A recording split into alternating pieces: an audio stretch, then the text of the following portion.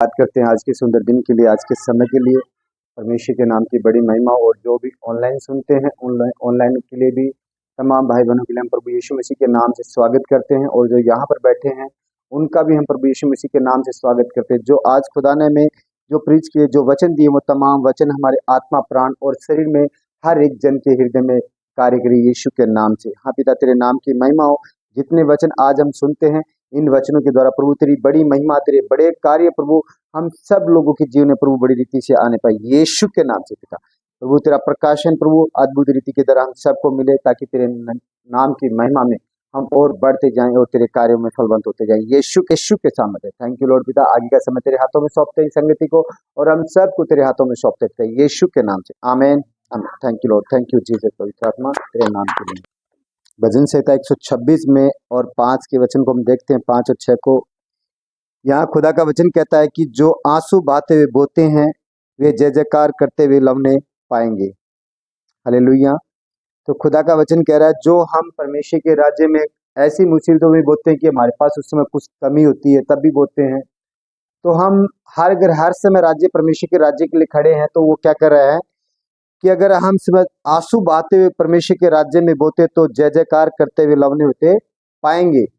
तो अगर जो हम परमेश्वर के राज्य में देंगे, तो हमारे जीवन के अंदर परमेश्वर का राज्य बढ़कर वापस देने वाला परमेश्वर। जैसे 6 का वचन कहता है कि चाहे बीज बोने वाला बीज लेकर रोता हुआ चला जाए, परंतु वह फिर पुलिया लिए जय जयकार करता हुआ निश्चय लौट आएगा। तो जो आज खुदा के राज्य में हम बोते हैं, तो खुदा की सामर्थ्य और अनुग्रह के द्वारा खुदा कभी भी अपने आप पर कर्ज नहीं रखता। वो अगर उसके राज्य में हम 100 बोएंगे, तो वो 1000 गुना हमारे लिए देगा। अगर हम टाइम पीरियड भी हमारा जैसे बोते हैं, समय 2 घंटा देते हैं, तो खुदा हमें उस 2 घंटे के द्वारा अच्छी रीति से ब्लेस करता, ताकि हमारे जीवन को, जैसे एक बैंक का मैंने पीछे भी मीटिंग के तो उदाहरण दिया, अगर बैंक में हम डिपॉजिट 1000 रुपया जमा करेंगे, तो वहां से 1000 रुपया ही हम वापस से प्राप्त कर पाएंगे। तो उसी प्रकार जितना हम परमेश्वर के राज्य में समय देंगे, या दशवांश देंगे, या भेंट देंगे, तो उतना परमेश्वर के राज्य में बढ़कर हजारों गुना काटने पाएंगे हम। क्योंकि खुदा का वचन ही कहता है कि जो मेरे लिए छोड़ेगा वो 100 गुना। मलाकी से अध्याय 3 पद 10 को देखते हैं, 10 और 11 को। हाँ, यहाँ पर कह रहा है, 10 के अंदर कह रहा है कि सारे दशवांश भंडार में ले आओ, कि मेरे भवन में भोजन वस्तु रहे। और सेनाओं का यहोवा यह कहता है कि ऐसा करके मुझे परखो, कि मैं आकाश के झरोखे तुम्हारे लिए खोलकर तुम्हारे ऊपर अपरंपार आशीष की वर्षा करता हूं कि नहीं। तो खुदा का वचन कह रहा है कि तू अगर जो भेंट है, दशवांश है, ठीक है, जो चीजें ऐसी खुदा ने हमारे लिए पहले से ठहराई हैं, उन चीजों को जब हम परमेश्वर के राज्य में लेके जाते हैं, परमेश्वर की आज्ञा के अनुसार उसकी बातों को हम करते हैं, तो कहता है कि तुम ऐसा करके देख, मुझे परख है कि मैं तुम्हारे लिए आकाश के झरोखे, आशीष के झरोखे तुम्हारे लिए खोलता हूं नहीं, आकाश के द्वारा।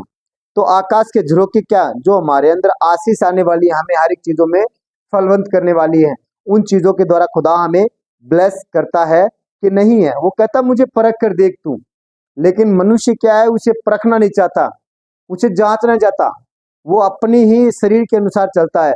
क्योंकि जैसे खुदा ने एक वचन में और कहा कि मनुष्य 2 स्वामी की कभी भी सेवा नहीं कर सकता, एक धन की, एक परमेश्वर की। वो दोनों में से एक को तुच्छ चाहेगा और एक को घनिष्ठ समझेगा। तो ज्यादातर फोकस मनुष्य क्या रहता है, कहाँ पर रहता है, कि धन पर ज्यादा फोकस रहता है, परमेश्वर पर नहीं। धन पर ज्यादा मनुष्य को, और ज्यादातर मनुष्य किस चीज को चाहते हैं, धन को ज्यादा महत्व देते हैं परमेश्वर को छोड़कर। बल्कि इस धन को बनाने वाला भी परमेश्वर है। अगर हम सही रीति से पकड़े, तो जैसे संसारिक बातें कहते हैं ना कि सांप को क्या मारना है, सांप की मासी को ही मार दे ताकि वो जड़ खत्म हो जाए। तो हम पकड़ने वाले होते हैं, तो मतलब एक धन को पकड़ते हैं, बल्कि धन कुछ भी नहीं है। जो जिसकी जड़ है, उस जड़ को हम हाथ पकड़ना नहीं चाहते हैं। तो यहाँ पर यही कह रहा है कि खुदा कहता है कि अगर तू ऐसा मेरे लिए करेगा, अपने दशवांश को, अपनी भेंट को, अपने समय को अगर तू मुझे देगा, तो मैं तेरे लिए आकाश के झरोखे खोलकर तुम्हारे ऊपर अपरम आशीष की वर्षा करता हूं कि नहीं। परख कर देख मुझे तेरे लिए। ठीक है। 11 के अंदर कहता है कि अगर हम ये जो खुदा के नियम में वादे हैं जो पूरे करते हैं, तो हमें क्या कहता है खुदा के 11 के अंदर कहता है कि मैं तुम्हारे लिए नाश करने वाले को ऐसा घुड़कूंगा कि वह तुम्हारी भूमि की उपज को नष्ट न कर सकेगा और तुम्हारी दाखलताओं के फल कच्चे न गिरेंगे। सेनाओं की यहोवा का यही वचन है। हालेलुया। तो जब ऐसा हम करते हैं तो वो हमारे जीवन के अंदर कभी भी दुख नहीं आने देता है, कभी भी अशांति नहीं आने देता, कभी भी हमारे धन का चाहे वो किसी भी क्षेत्र में हो नुकसान नहीं होने देता है। लेकिन ये वचन जब हम आत्मा और गहराई से अपने अंदर बैठा लेते हैं और इनके द्वारा चलते हैं तो वो हमारे जीवन के अंदर जो नाश करने वाली बीमारियां आती हैं, ऐसी बहुत सी विपत्तियां शैतान हमारे जीवन के अंदर लेके आता है, उसे खुदावन कह रहा है कि मैं भुड़कूंगा, मैं उसे नाश करूंगा, नष्ट करूंगा। तेरे फल जो खुदा के द्वारा हम फल लेके आते हैं, फल क्या चीज है? जो हमारी मेहनत के फल है। हम कहीं भी जॉब कर रहे हैं या कहीं भी हमारा बिजनेस चल रहा है तो ऐसे बहुत से लोग हैं कि वहां पर हमारा फाइनेंस रुक जाता है, तो फल वही हमारे कच्चे क्या करेगी, तेरे फल कच्चे न गिरेंगे, तो वो हमारी जो फसल है उस फसल को कभी गिरने नहीं देगा, वो हमारे धन को कभी नष्ट नहीं होने देगा, अगर हम परमेश्वर के साथ अगर खड़े हैं तब उसके राज्य के लिए। तो खुदा का धन्यवाद हो, खुदा के नाम की महिमा हो। कुछ हम भेंट के लिए हम हाथों में अपने जो भेंट अगर है हम निकाल सकते हैं।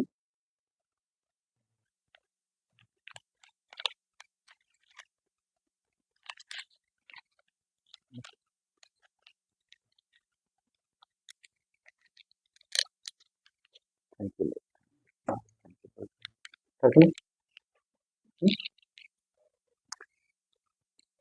हे मेरे सामर्थ्य परमेश्वर खुदावन प्रभु यीशु पिता, मैं तेरा धन्यवाद करता हूँ प्रभु आज के दिन के लिए प्रभु, जो भी प्रभु आत्मा और सच्चाई से प्रभु हम तेरी ओर तेरे राज्य की ओर प्रभु हाथ बढ़ा रहे हैं पिता। तो इस भेंट के द्वारा प्रभु तेरे राज्य के बड़े कार्यों हो प्रभु, तेरे लोग बचाए जाए पिता। इस भेंट के द्वारा प्रभु तेरे राज्य की जरूरतें पूरी हो पिता, और प्रभु तेरे नाम की बड़ी महिमा होने पाए। हाँ पिता, जो आपने हमें दिया है इसमें से प्रभु हम कुछ तेरे राज्य में बो रहे हैं पिता। तो प्रभु इस भेंट को आत्मा सच्चाई से प्रभु जो तेरे राज्य में बो रहे तो स्वीकार करना पिता, इस भेंट को तेरे राज्य में और तेरे नाम की बड़ी महिमा पिता। और प्रभु हमें हजारों गुना कर कर प्रभु वापस इस भेंट को हमारे जीवन में लौटाना पिता, ताकि हम और प्रभु तेरे राज्य में खड़े हो सके, तेरे पिल्लर बन सके मेरे पिता, यीशु के नाम से पिता। थैंक यू लॉर्ड पिता, तेरे नाम की बड़ी महिमा हो, तेरे नाम की जय जयकार। आगे का समय तेरे हाथों में सौंपते पिता, प्रार्थना यीशु क्रिस्त के नाम से मांगते हैं, आमीन आमीन। Thank you Lord, thank you Jesus पिता, धन्यवाद, thank you Lord.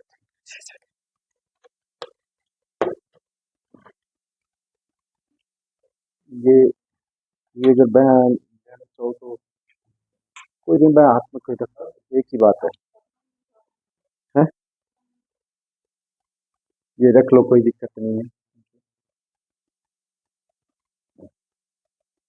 Thank you.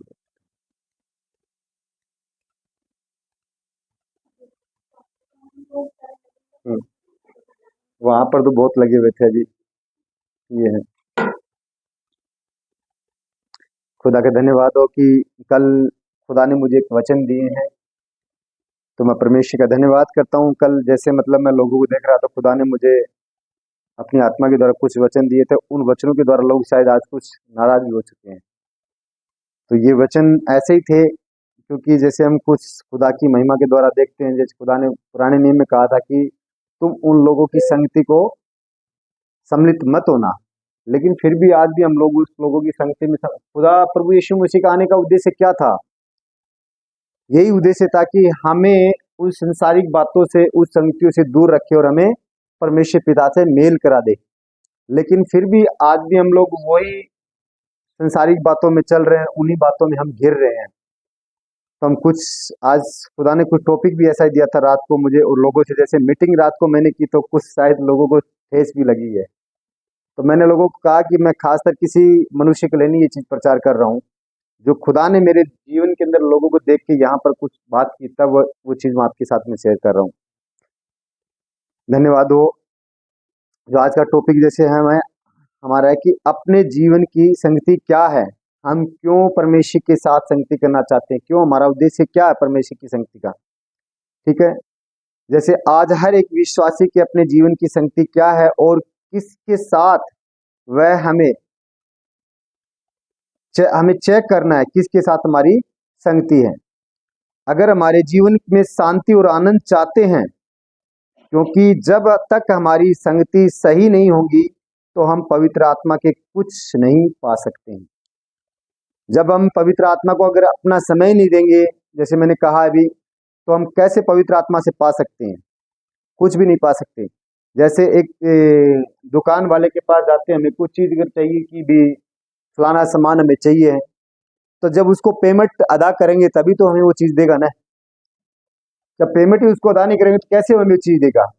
तो उसी प्रकार से जब पवित्र आत्मा को हम अपना जीवन नहीं देंगे, अपना समय नहीं देंगे, तो कैसे हमारे जीवन के अंदर अपनी पवित्रताई प्रकट करेगा? कैसे हमारे जीवन के अंदर अपने वो कार्यों को करेगा? तो इसीलिए कुछ वचन को हम देखते, जैसे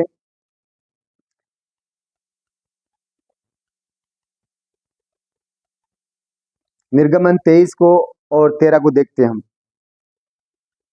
कि जो कुछ मैं तुमसे कहा है उसे में सावधान रहना और दूसरे देवताओं के नाम की चर्चा न करना, वरन वे तुम्हारे मुंह से सुनाई भी न दें।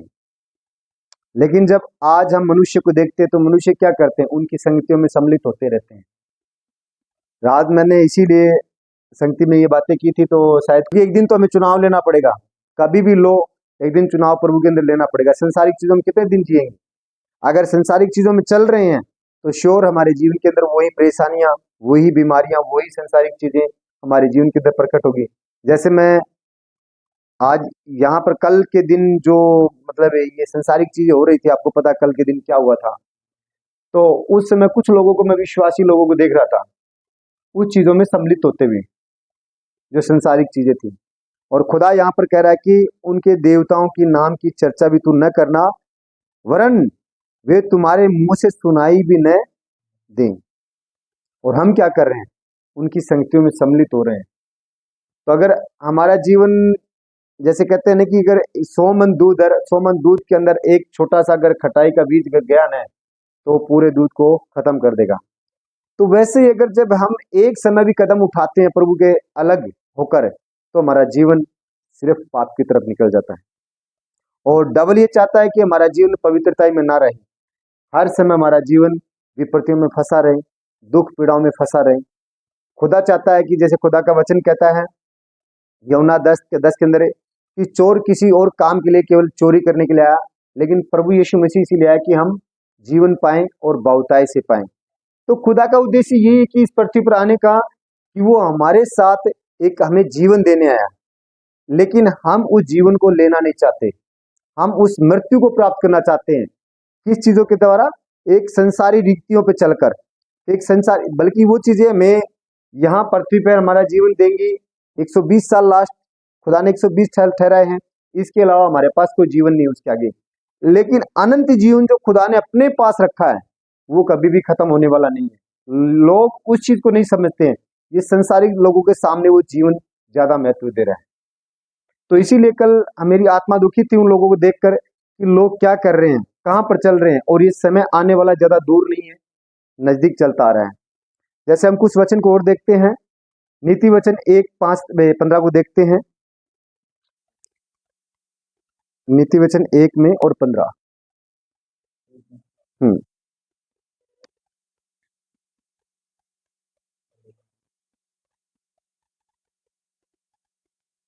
तो यहाँ पर कह रहा है कि दुष्टों की राह में पांव न रखना और न बुरे लोगों के मार्ग पर चलना, उसे छोड़ दे, उसके पास से भी न चलना, उसके निकट से मुड़कर आगे बढ़ जा। तो यहाँ पर खुदा का वचन कह रहा है दुष्टों के राहों पे न चल, पांव न रखना और न बुरे लोगों के मार्ग पर चलना, और उसे छोड़ दे, उनके पास से भी न चलना, उसके निकट से मुड़कर आगे बढ़ जाना। अगर हम जा रहे हैं तो खुदा कह रहा है उनके निकट से मुड़कर दूसरा रास्ता चेंज कर ले। अगर जैसे मैं कल यहाँ पर बहुत उस चीज के प्रति शोर शराबा हो रहा था, तो मैं उन चीजों को सुनना भी नहीं पसंद करता हूँ। तो मैंने अपना जो प्रभु का साउंड था वो बढ़ा दिया, जितना हो सकता था वो बढ़ा दिया, ताकि वो आवाज हमारे कानों में रहे, हमें फालतू चीजों को ना सुनना पड़े। क्योंकि खुदा का वचन कहता है कि विश्वास सुनने से और सुनना मसीह के वचन से होता है। तो जैसे खुदा का वचन भी हमारे जीवन के अंदर सुनने के द्वारा काम करेगा, तो डबल की आत्मा भी हमारे जीवन के अंदर सुनने के द्वारा काम करती है। ठीक है। तो इसीलिए हम लोग इस चीजों को सुनना नहीं पसंद करते हैं, जो हमारे जीवन को एक बुराई की तरफ लेके जाती है। ठीक है, क्योंकि जैसे हम संसारिक कामों के जो अन्य जाति करते हैं, क्योंकि आज भी खुदा ने जो हमारे लिए आज पांव रुके के दिन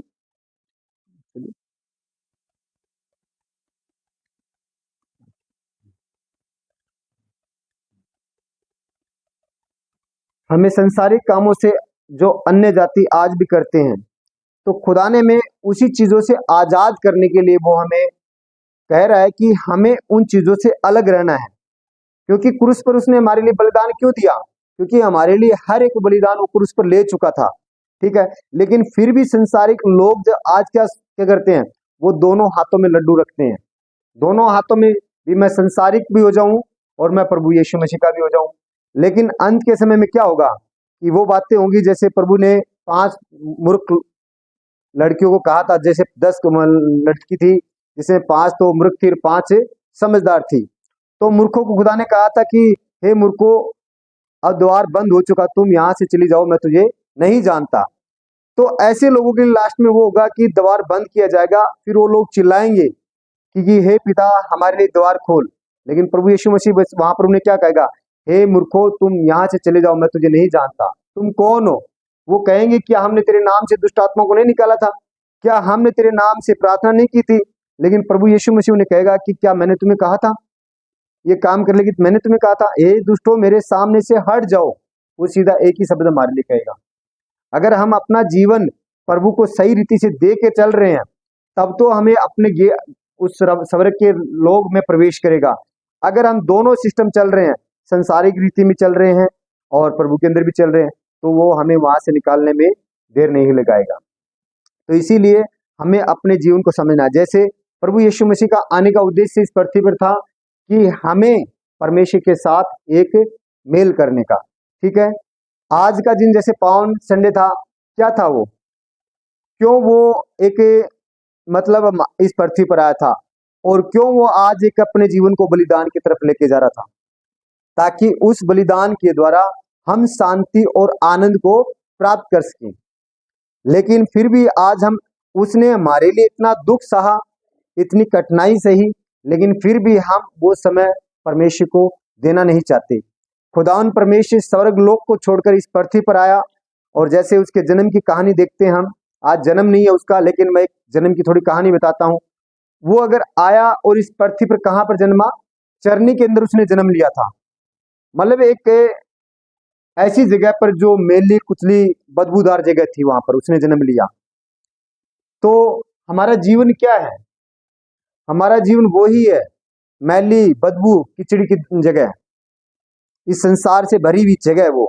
लेकिन वो जब कब हमारे जीवन के अंदर प्रवेश होता है? वो जब उसे हम आज्ञा देते हैं कि प्रभु तू मेरे जीवन के अंदर आ, मुझे हील कर, तब वो हमारे जीवन को साफ करता है। ठीक है, और चारा क्या था उसका? उसके हमारे लिए चारा क्या था उसका? जैसे एक पशु को चारा डालने के लिए उसके आगे जो क्या उसको बोलते हैं, लाश, हमारी तरफ तो लाश बोलते हैं, बाकी पता नहीं अन्य भाषाओं में क्या बोलते हैं। जो पशु को चारा डालने के लिए आगे कुछ होता नहीं कि उसको क्या बोलते हैं? कोर। और बाकी अलग अलग भाषा में अलग अलग बोलते हैं। कोर बोलते हैं क्या? हमारी तरफ लाश बोलते हैं, बाकी कोर बोलते हैं। तो उसको चारा डालने के लिए क्या थे? जैसे प्रभु ने हम हमारे लिए प्रभु यीशु मसीह चारा बन के आया।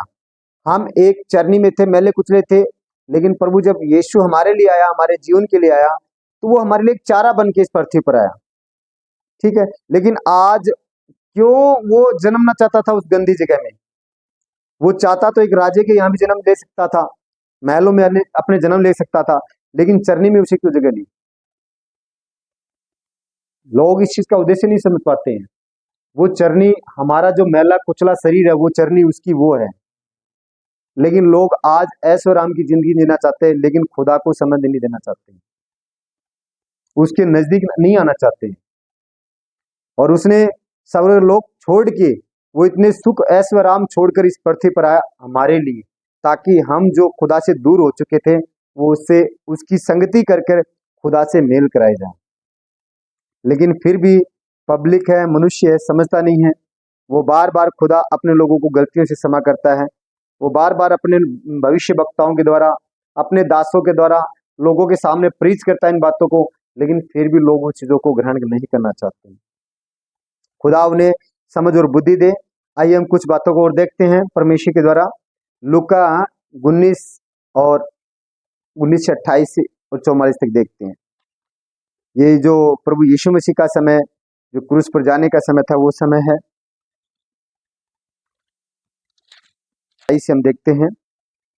ये बातें कहकर वह यरूशलेम की ओर उनके आगे आगे चला और वह जैतून नामक पहाड़ पर बैतफगे और बैतनिय्याह के पास पहुंचा तो उसने अपने चेलों से दो को यह कहकर भेजा कि सामने के गांव में जाओ और उसमें पहुंचते ही एक गधे का बच्चा जिस पर कभी कोई सवार नहीं हुआ, बंधा हुआ तुम्हें मिलेगा, उसे खोल कर यहाँ ले आओ।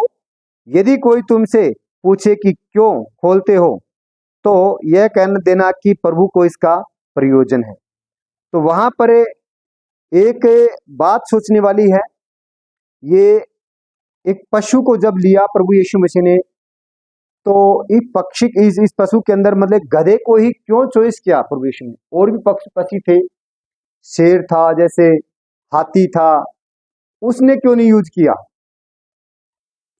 एक हाथी पे बैठता तो प्रभु यीशु मसीह लगता है, एक राजा लगता भी, हाँ आ रहा है, बड़ा राजा आ रहा है। लेकिन उसने यहाँ पर इसका एक बड़ा टॉपिक है, तो उसने गधे को केवल यूज क्यों किया? हाँ, वो एक तुच्छ था और उसकी कोई वैल्यू नहीं थी, और वो एक मतलब दबा हुआ मतलब चीज था, क्योंकि उस पे हर एक व्यक्ति अपना इतना वजन लाता था ज्यादा। तो आज वो मनुष्य का वही से मनुष्य का रूप है वो।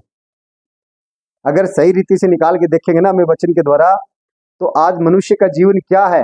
वो बोझों से लदा हुआ है। वो हमारे जीवन के अंदर क्यों आना चाहता है? उस बोझ से आजाद करने के लिए, उस मूर्खता से आजाद करने के लिए, इसीलिए वो आना चाहता है। इसका टॉपिक हम निकाल के देखें बहुत ज्यादा। आगे कहता है 32 के अंदर कि जो भेजे गए थे उन्होंने जाकर जैसा उसने उससे कहा था वैसा ही किया, वैसा ही पाया। जब वे गधे के बच्चे को खोल रहे थे तो उसके मालिक ने उससे पूछा, इस बच्चे को क्यों खोलते हो? उन्होंने कहा, प्रभु को इसका प्रयोजन है। और वे उसको यीशु के पास ले आए और अपने कपड़े उस बच्चे पर डालकर यीशु को उस पर बैठा दिया। तो जब आज प्रभु यीशु अपनी पवित्रताई को हमारे जीवन के अंदर कहाँ बैठता है? वो हमारे हृदय के अंदर बैठता है। ठीक है, हम चाहे कितने भी मूर्ख हो या कितने भी बोझ से दबे हो, उसका वचन कहता है, हे संसार से दबे थारे थके हुए लोगों, बोझ से दबे लोगों, मेरे पास आओ, मैं तुझे वो विश्राम और शांति दूंगा। लेकिन मनुष्य प्रभु के पास नहीं आना चाहता है। वो संसारिक चीजों में दौड़ेगा, उसमें दबा रहेगा, लेकिन प्रभु यीशु के पास वो नहीं आना चाहता। इसीलिए खुदा ने ये वचन कहा कि तुम मेरे पास आओ, बोझ से दबे हुए लोगों। इसीलिए उसने इस पशु का इस्तेमाल किया है, ताकि वो जैसे उसके जीवन के अंदर तो उसका जीवन एक आनंद बन जाए। ठीक है, आगे कहता है 36 के अंदर, जब वह जा रहा था तो वे अपने कपड़े मार्ग में बिछाते जाते थे। निकट आते हुए जब वे जैतून पहाड़ की ढलान पर पहुंचे तो चेलों की सारी मंडली उन सब सामर्थ्य के कामों के कारण जो उन्होंने देखे थे आनंदित होकर बड़े शब्द से परमेश्वर की स्तुति करने लगी। जो वहां पर जो परमेश्वर के लोग थे, तो उन लोगों ने प्रभु यीशु मसीह को जो कार्य करते हुए देखा था, तो परमेश्वर के नाम की बड़ी स्तुति और महिमा की वहां पर। क्योंकि खुदा काम करने वाला कि एक मनुष्य के द्वारा ही काम करता है। वो एक आत्मा है परमेश्वर, लेकिन आत्मा कभी भी अकेला काम नहीं कर सकता है। जब तक उसको शरीर मनुष्य का नहीं मिलेगा तो कभी भी परमेश्वर का आत्मा अकेला काम नहीं। तो इसीलिए खुदा का जैसे वचन कहता है कि मनुष्य आत्मा के बगैर अधूरा है और आत्मा परमेश्वर मनुष्य के बगैर अधूरी है। तो ऐसे ही ये चीजें एक दूसरे के द्वारा बनी गई है। आगे कहता है कि धन्य वह राजा जो प्रभु के नाम से आता है, स्वर्ग में शांति और आकाश मंडल में महिमा हो। तो उसके नाम की महिमा हो। जब एक व्यक्ति जो परमेश्वर का चुना हुआ दास अगर एक व्यक्ति के पास जाता तो उसके धन्य हो, क्योंकि परमेश्वर ने उसे भेजा हमारे पास। तो खुदा के नाम की महिमा। आगे कहता है, तब भीड़ में से कुछ फरीसी उसके पास कहने लगे कि हे गुरु, अपने चेले को डांट। वहां पर जो फरीसी लोग थे, जो प्रभु यीशु परमेश्वर के वचन के खिलाफ में चलने वाले लोग थे, तो वो प्रभु यीशु मसीह को डांटने लगे कि भाई तेरे लोगों को डांट, ये चिल्ला रहे, कितना शोर शराबे कर रहे हैं। तो यीशु ने वहां पर कहा कि उसने उत्तर दिया कि मैं तुमसे कहता हूं कि यदि ये चुप रहे तो पत्थर चिल्ला उठेंगे। हालेलुया। क्यों वहां पर प्रभु यीशु मसीह ने ये वचन कहा? जिसके अंदर पवित्र आत्मा परमेश्वर की है ना, वो चाहे कैसा भी जीवन परिस्थिति में वो चिल्ला उठेगा। हर एक जगह परमेश्वर का आत्मा उनके जीवन के अंदर काम करेगा। और जो संसारिक चीजें लोग करते हैं, उनको देखते हुए वो चिल्लाता है। अभी जैसे कल मुझे गुस्सा था, इस लोगों को मैं देख रहा था ना, मुझे बहुत गुस्सा आ रहा था, लेकिन मैं क्या करूं, बेबस था। उस बातों को खुदा ने मुझ पर जाहिर किया, तो मैंने टीम के अंदर, अपनी मीटिंग के अंदर वो चीजों को डिक्लेयर किया। जैसे, क्योंकि आज पहले पुराने समय की कलीसिया थी, वो लोगों की सुनती थी, अपने दासों की सुनती थी, लेकिन आज की कलीसिया क्या है कि वो पवित्रता में कम रहती है, संसारिक चीजों में ज्यादा रहती है। तुरंत वो पास्टर कह दी, चल हट, तेरे जैसे पास्टर बहुत आते हैं। तो इसीलिए पास्टर भी क्या है, लोगों को कहने से पहले 100 बार सोचेगा कि हमें बोलनी है कि नहीं ये चीज। हाँ, लेकिन मैं फिर भी मैं बोलता हूँ, मैं डरता नहीं चीजों से। जाने वाला जाओ छोड़कर, मुझे कोई दिक्कत नहीं।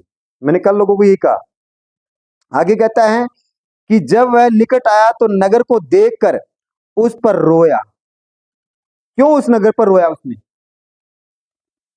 जब वो यरूशलेम के निकट आया तो उसे देखकर प्रभु यीशु मसीह रोने लगा। क्यों रोने लगा? कि जिस प्रकार से आज अन्य जाति लोग बचाए गए थे, अगर ये परमेश्वर की प्रजा है, अगर ये लोग परमेश्वर का वचन सुनते, तो आज ये लोग बचाए जाते, नष्ट न होते। तो आज जैसे हम लोगों को देखते हैं, तो लोग क्या करते हैं, वही संसारिक चीजों में चल रहे हैं। तो क्या होगा फिर उनके साथ में? वो मरेंगे, फंसेंगे, हर एक बीमारी। इसीलिए उनको जीवन को देखकर रोना आता है, लेकिन लोग समझते नहीं। इसीलिए प्रभु यीशु मसीह लोगों को देखकर, यहाँ नगर को देखकर नहीं, वो नगर के जो लोग हैं उन्हें देखकर वो रो रहा था कि इतने लोग नाश होंगे ये, क्योंकि मैं इनके बीच में था, लेकिन इन्होंने अपने दास का, अपने परमेश्वर के भविष्यवक्ता का सम्मान नहीं किया, ना परमेश्वर की बातों का इन्होंने ध्यान किया। तो इसीलिए जब आज मनुष्य जब ध्यान नहीं करता तब नष्ट होता है।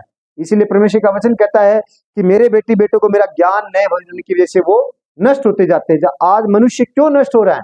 क्योंकि उसे परमेश्वर का ज्ञान और समझ और बुद्धि नहीं है। आगे कहता है, और कहा कि क्या ही भला होता कि तू ही इस दिन के खुशल की बातें जानता, परंतु अब वे तेरी आंखों से छिप गई है।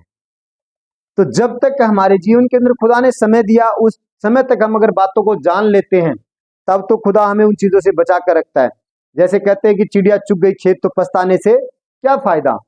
तो जब वो समय निकल गया हमारे हाथों से, फिर पछताने का क्या फायदा? फिर तो हमारे लिए वो न्याय ठहरेगा।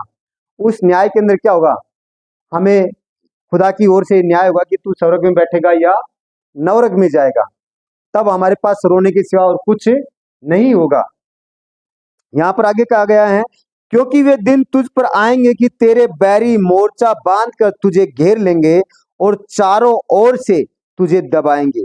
जब खुदा की आत्मा से हम अलग हो जाते हैं तो क्या करते हैं? विपत्तियां, परेशानियां, गरीबी, कर्ज, हर एक चीज हमें दबाने लगती है। जैसे विश्वासी लोगों के बारे में बहुत सी ऐसी बातें सुनता हूँ कि हमें ये परेशानी, जब वो सच्चाई में नहीं चलेंगे तो ये श्योर होगा। अगर परमेश्वर के वचन के साथ में अगर कोई भी आज व्यक्ति चलेगा, तो श्योर गारंटी के साथ कहता हूँ उसके जीवन के अंदर कोई भी दुखी नहीं होगी, कोई परेशान नहीं होगा। कमियां जब हमारे जीवन के अंदर होगी, तभी हम उन मुसीबतों से घिरेंगे, अन्यथा नहीं गिरेंगे। जैसे कह रहा है कि क्योंकि वे दिन तुझ पर आएंगे कि तेरे बैरी मोर्चा बांध कर तुझे घेर लेंगे। कौन से बैरी? कौन चीज का मोर्चा मारा जाएगा? यही बीमारी, कलेश, निंद्राएं, चुगली, बेईमानी, ये सब हमारे जीवन के अंदर प्रकट होंगी। पाप के हर एक हथियार, वो जब हम पवित्र आत्मा के साथ में नहीं चलेंगे, तो ये चीजें हमारे अंदर प्रकट होंगी। आगे कहता है, और चारों ओर से तुझे दबाएंगे। 44 के अंदर कहता है कि और तुझे और तेरे बालकों को जो तुझ में है मिट्टी में मिलाएंगे। तो क्या होगा, जब हम पवित्र आत्मा के साथ में नहीं रहेंगे, नहीं चलेंगे, तो क्या होगा, हर एक चीज के मतलब लाले पड़ेंगे, हर एक चीज के लिए हम परेशान होना शुरू हो जाएंगे, यहाँ तक कि हमें भीख मांगने की नौबत भी मतलब लोगों को आ जाती है।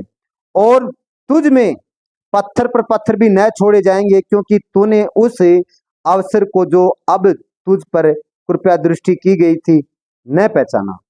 जब परमेश्वर की कृपया दृष्टि हम पर होती है, उस समय को हम नहीं पहचानते, तब हमारे जीवन के अंदर ये विपत्तियां आना शुरू होती हैं। तो इसीलिए प्रभु यीशु मसीह आए थे, तो ये इसीलिए आए कि हम विपत्तियों में ना फंसे, ना उसमें हम चले, लेकिन फिर भी हम अपनी ना समझ बुद्धियों को लगाकर उन चीजों से क्या करते हैं, दूर हो जाते हैं। जैसे कुछ वचन को हम और देखते हैं, यूहन्ना 12 को हम देखते हैं।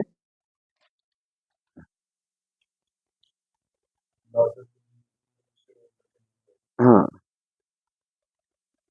यहाँ कह रहा है कि 12 अध्याय 12 के अंदर कहता है कि दूसरे दिन बहुत से लोगों ने जो पर्व में आए थे, यह सुनकर कि यीशु यरूशलेम में आ रहा है, इसलिए उन्होंने खजूर की डालियां ली और भेंट करने को निकले और पुकारने लगे कि होसाना होसाना, धन्य हो।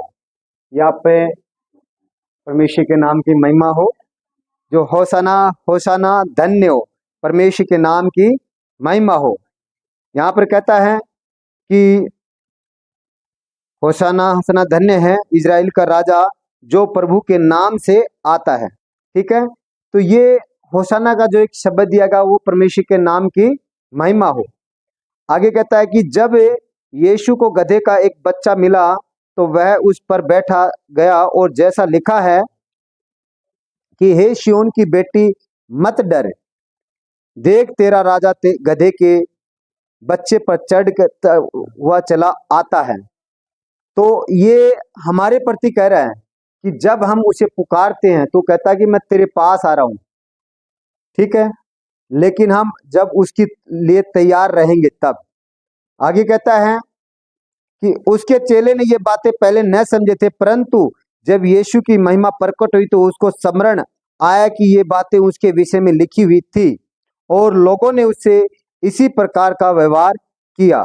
ये उसके चेले थे, तो ये बातें उन्हें समझ में नहीं आई थी। जैसे आज एक मनुष्य को हम कितना भी समझा रहे हैं लेकिन नहीं समझ में आ रही है, जब वो बातें बीतने लगती है एक दूसरे मनुष्य पर, वो बातें बीत, तब उसको याद आता है कि हाँ फलाना व्यक्ति हमारे लिए कह रहा था, या खुदा का वचन हमारे लिए ये चीज कह रहा था, वो उसको बाद में समय में याद आएंगी।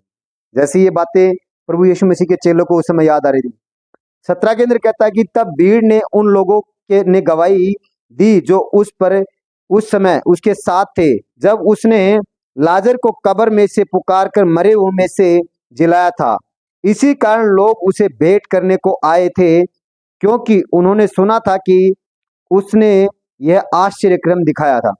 मतलब प्रभु यीशु मसीह को ये लोग भी क्यों आए, आज अन्य जाति लोग परमेश्वर के चिन्ह चमत्कार को देखकर उसके पास आ रही है, लेकिन जो खुदा के लोग चुने हुए हैं वो परमेश्वर के वचनों से दूर दौड़ रहे हैं। एक उल्टा लोगों ने मतलब एक सिस्टम बना के रखा, जो उसके चुने हुए वो लोग तो दूर जा रहे, जो अन्य जाति लोग हैं वो परमेश्वर के निकट आ रहे हैं। आगे कहता है तब फरीसी ने आपस में कहा कि सोचो तो सही कि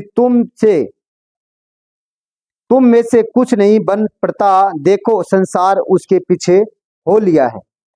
जब परमेश्वर का आत्मा, जैसे अब एक व्यक्ति अगर नहीं चलेगा तो उसके पीछे कोई दूसरे व्यक्ति चलेंगे। अगर आज हम लोगों को शिक्षा दे रहे हैं, अगर आज कोई भाई हमारे साथ नहीं चलेगा तो कोई और दूसरा भाई आ जाएगा।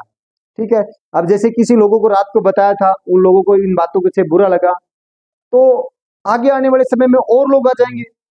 खुदावन ने अगर जिसने खुदावन ने आपकी जगह रखी है, हम उस जगह को कवर नहीं करेंगे तो हमारे लिए कुछ दूसरा व्यक्ति वहां पर रख देगा खुदावन। तो वो तो चाहता है उसका काम हो, वो अपने काम को कभी भी क्लोज नहीं करेगा। मनुष्य के काम क्लोज हो जाएंगे लेकिन खुदा के काम बढ़ते चलते जाएंगे। तो इसीलिए वो चाहता है कि चुने हुए लोग उसके पास आए, लेकिन मनुष्य परमेश्वर से दूर चलता है। ठीक है, एक वचन और थोड़ा देखेंगे हम आगे, 21 अध्याय को।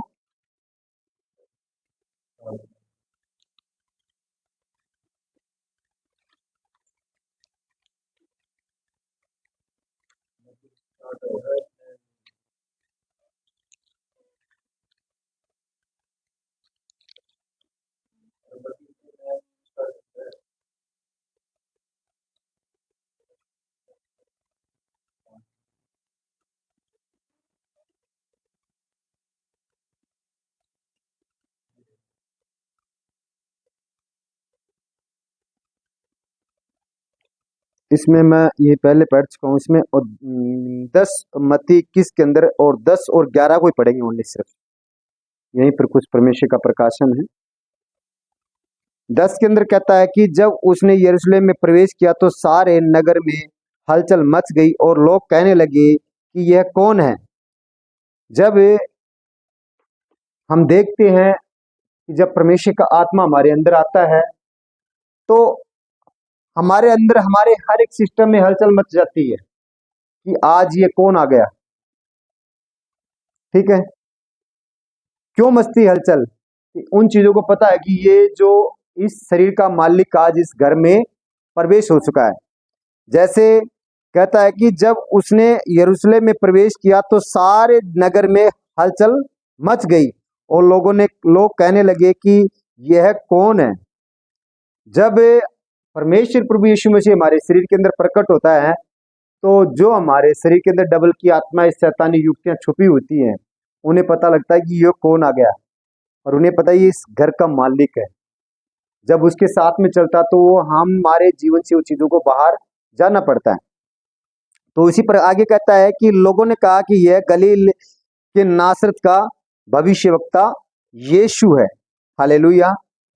तो जब इन शैतानी युक्तियों को पता लगता है कि ये इस शरीर का जो मालिक है, उद्धार करता परमेश्वर है, तब वो चीजें हमारे जीवन से बाहर आउट होती है। ठीक है, एक वचन को और देखेंगे हम, जकरिया अध्याय 9 और 9 के पद से हम देखेंगे इसे।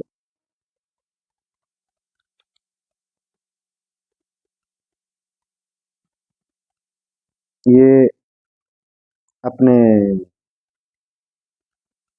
मत्ती के नजदीकी है, बैक साइड में। ये मलाकी से पीछे ही है।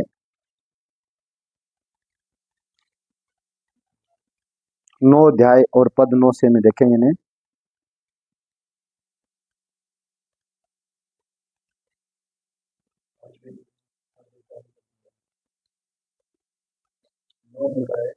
नौ से ही, अध्याय 9 और पद 9 को हम देखते हैं। हे शियोन बहुत ही मगन हो, और हे यरूशलेम जय जयकार कर, क्योंकि तेरा राजा तेरे पास आएगा। वह धर्मी और उद्धार पाया हुआ है, वह दीन है और गधे पर वरन गधी के बच्चे पर चढ़ा हुआ आएगा। तो जब हम जीवन में परमेश्वर को बुलाते हैं तो परमेश्वर क्या है? वो एक उद्धार पाया हुआ है, क्योंकि प्रभु यीशु मसीह को भी उद्धार पाना था। क्यों उसने बपतिस्मा लिया था? क्योंकि जब शरीर में आया था तो उसे भी यहाँ पर आकर उद्धार पाना था। तो जैसे उसने बपतिस्मा लिया तो पवित्र आत्मा के द्वारा उसने उद्धार प्राप्त किया, जैसे, और आग का बपतिस्मा भी उन पर मिला था। तो वो एक उद्धार पाया हुआ व्यक्ति था। जब वो प्रभु यीशु मसीह का आत्मा हमारे अंदर आता है तो वही चीजें हमारे अंदर प्रकट होती है। ठीक है, आगे कहता है कि मैं प्रेम के रथ और यरूशलेम के घोड़े नष्ट करूंगा और युद्ध के धनुष तोड़े डाल जाएंगे। तो जब परमेश्वर को हम अपने अंदर बुलाते हैं तो हमारे जीवन से जितने भी वो दुष्ट की चालें हैं, जितने भी उसके हथियार हैं, वो तमाम हथियारों को तोड़ने वाला परमेश्वर है। वह जाति जाति से शांति की बातें कहेगा, वह समुद्र से समुद्र तक और महानंद से पृथ्वी के दूर दूर के देशों तक प्रभुता करेगा। हालेलुया। तो जब हम अपना जीवन उसको सौंपते हैं तो वो हर समय हर एक लोगों पर प्रभुता करने के लिए तैयार है। अगर हम अपने, जैसे खुदा का वचन कहता है कि अपने अंगों को परमेश्वर के हथियार होने के लिए सौंप दो। जब हम अपने जीवन को परमेश्वर के हथियार होने के लिए सौंपेंगे, जब वो हमारे जीवन को इस्तेमाल करेगा। ठीक है, जैसे परमेश्वर जब हमारे जीवन में आता है, जब हम उसके साथ रहते हैं, तब वह हमारे अंदर आता है और हर एक दुष्ट की चाल को वो सर्वनाश करता है। ये जैसे उसका कथन कहता है कि पवित्र, जब खुदा का आत्मा पवित्र है तो हम जब पवित्र होंगे तब वो हमारे अंदर पवित्रता के अंदर प्रकट होगा। अन्यथा अगर हमारे अंदर पाप है तो वो हमारे अंदर कभी भी प्रकट नहीं होगा। जैसे क्योंकि वह स्वर्ग से इसीलिए आया कि वह हर एक मनुष्य के साथ संगति करे। जैसे मैंने पहले बता चुका हूं आपको कि उसका आने का उद्देश्य यही था कि वह हर एक मनुष्य के साथ संगति करे और पिता से उसको मेल कराए, ताकि जो आशीषों से हम वंचित थे, जिन आशीषों से वंचित, उन आशीषों को हमारे जीवन के अंदर प्रकट करे। जैसे एक जगह और कहा गया है कि जैसे वेश्याओं के साथ संगति करते तो वो क्या है कि दो तन एक जान हो जाते हैं, ठीक है। तो वैसे ही जब हम प्रभु के साथ एक जान हो जाएंगे तो हमारा एक मिलन एक अद्भुत होगा, ठीक है। वो अपनी सामर्थ्य के द्वारा हमें खड़ा करके रखेगा। लेकिन जब हम उसके साथ एक तन होंगे तब, एक जान उसके साथ होंगे तब। अन्यथा ऐसा नहीं कि हम एक साथ में, एक हाथ में लड्डू एक संसार का लेके रखे हैं, एक हाथ में हम प्रभु की बातों को लेके रखे हैं और हमें आशीष देगा, कभी भी वो आशीष हमें नहीं देगा। इसीलिए हमें प्रभु को अपने दिल और जान से हमें प्यार करना है और उनकी तमाम बातों को समझना है। खुदा ने अपने हमारे पापों के लिए अपना उसने पाक लहू बहाया था, वो याद हमें रखना है। उनका लहू इतना कीमती था कि वो एक स्वर्ग का अधिकारी था, लेकिन वो उस स्वर्ग को छोड़कर उसने इस पृथ्वी पर आकर हमारे लिए अपना पाक लहू बहाकर हमें उद्धार और आनंद और शांति उसने दी। तो इसीलिए खुदा का आत्मा आप सबके जीवन के अंदर वचनों के द्वारा काम करे। मेरी सबसे यही प्रार्थना है कि हे मेरे सामर्थी परमेश्वर खुदावन, आज के दिन जो वचन हमने सुने हैं, ये तमाम वचन प्रभु यहाँ पर बैठे हुए इन लोगों के अंदर, या प्रभु ऑनलाइन जितने भी लोग इन वचनों को सुनेंगे प्रभु, उनके जीवन प्रभु तेरी आत्मा के द्वारा अद्भुत रीति के द्वारा कार्य करे पिता, ताकि प्रभु वो अपने जीवन के अंदर प्रभु को एक संग प्रभु रखकर चलने पाए, एक तन प्रभु प्रभु के साथ होने पाए पिता, यीशु के नाम से पिता। मेरी घोषणा प्रभु, जो भी उन्हें प्रभु तेरे वचन से दूर रखने वाली आत्माएं हैं, हर एक आत्मा को इसी समय आई गिव यू फायर करता हूं प्रभु यीशु के नाम से, यीशु के सामर्थ्य नाम से। हर एक डबल की आत्माएं जो खुदा के वचन से दूर रखने वाली हैं, वह सर्वनाश हो जाए प्रभु यीशु क्रिस्त के नाम से। प्रभु तेरे नाम की बड़ी महिमा हो, तेरे नाम की जय जयकार हो पिता। मैं तेरा धन्यवाद करता हूं प्रभु आज की संगति के लिए, प्रभु इन वचनों के लिए जो प्रभु आपने में दिए पिता। इन वचनों के द्वारा प्रकाशन प्रभु जितने भी सन सुनते हैं, अद्भुत रीति के द्वारा उन्हें प्रकाशन मिले और तेरी समझ बुद्धि ज्ञान के अंदर वो बढ़ते जाए पिता। मैं खुदा तेरा धन्यवाद करता हूँ, सब जन को ब्लेस करता हूँ पिता। तेरी आत्मा के द्वारा बड़े कार्य उनके जीवन के, उनके कारोबार, उनकी बिजनेस, उनकी जॉब को, उनके फाइनेंस, उनके बच्चों को ब्लेस करता हूँ तेरी आत्मा के द्वारा, और तेरी समझ बुद्धि प्रभु उनके जीवन के अंदर बोलता हूँ यीशु के नाम से। थैंक यू लॉर्ड पिता। आगे का समय तेरे हाथों में सौंपते, प्रार्थना यीशु क्रिस्त के नाम से मांगते हैं, आमीन आमीन। पिता परमेश्वर का प्रेम, प्रभु यीशु मसीह का अनुग्रह, पवित्र आत्मा की सहभागिता अब से लेकर प्रभु यीशु मसीह के आने तक, आखिरी आमद तक हम सब के साथ, हमारे पूरे परिवार के साथ, हमारी पूरी फैमिली के साथ, और सच्ची कलीसिया और सच्चे दास दासियों के साथ, और यहाँ पर बैठे हुए हम सब लोगों के साथ परमेश्वर का आत्मा अब से लेकर प्रभु यीशु मसीह के आने तक अंकुर नोला मिनिस्ट्री व पुलवा जी मिनिस्ट्री के साथ कार्य करता रहे। सभी बोले आमीन आमीन आमीन। Thank you. God bless you. परमेश्वर आशीष दे सबको।